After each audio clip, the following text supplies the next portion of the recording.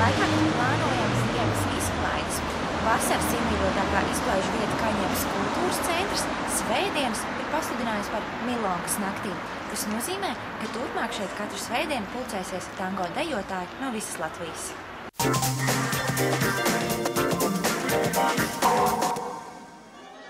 Tāpat kā citās vasaras iemīļotajās vietās, arī Kaņepes kultūras centra dārzā kļūst arvien klusāks. Te sastopami vairs tikai daži iemaldījušies ļaudis, kam netraucē dzastrie rudens vēji. Taču tas nenozīmē, ka viss beidzies. Arī te sākas iekštelpu sezona.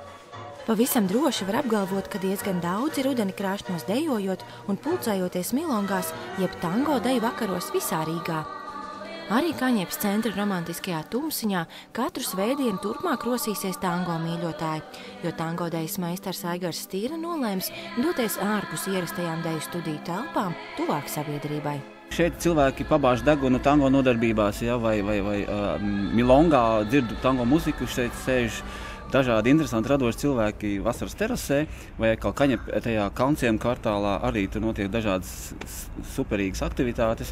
Un tā ir tāda atvērta vieta, kur cilvēki iespaidojās labi iespaidojās viens no otra, arī netango dejotāji. Bijušās mūzikas skolas klases, kas pārtapušas saudabīgā kultūras centrā, ir īpaši iedvesmojošas arī pašiem dejotājiem. Par to, ka tango iemāca ne tikai savas kustības un ķermeni pārvaldīt, bet arī komunicēt ar cilvēkiem un ieklausīties apkārtējos, pārliecinamies uzreiz. Publika te ir īpaši jauka un atvērta. Mēs jau diezgan ilgi jau dejojam, vismaz kādus 7 gadus jau dejam tango. Tas jums sagādāts kopējs hobijs, tad sanāk? Tieši tā. Jūs nepiemērē, ko nodarboties? Es domāju, ka katram savu darbs ir. Bet taču brīvā laikā pirmkārt tā ir izkustēšanās. Teiksim, tā mums jau nav 20 gadi, bet tango ir viena no dejām, kur, manuprāt, var dejot, kamēr cilvēks vispār ir dzīves, kamēr viņš vispār kustās. Cits iet uz treniņu zāli, bet deja, mūzika, tā ir plastika, tās ir emocijas, tas viss kopā, tas ir ļoti skaists, tas arī pērkli.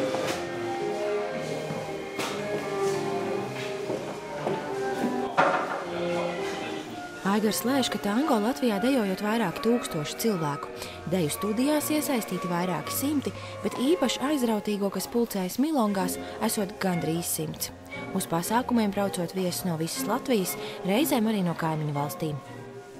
Pirms pāris gadiem strauji uzplaukušajiem dejošanas bumam kļūstot piezemētākam un cilvēkiem izvēlīgākiem, tango un citas improvizācijas dejas joprojām kļūst arvien populārākas. Argentīna un Spāņu flamenko un salsa no Kubas. Ja. Tas ir tas, kas pietrūks mums. Man pietrūks saule, pietrūks tādas smaidi reizēm, ja, un šīs dejas to dod. Vasaras sajūta un emociju iekonservēšana rudenim ir pats svarīgākais. Vienalga kādā veidā to izvēlties darīt.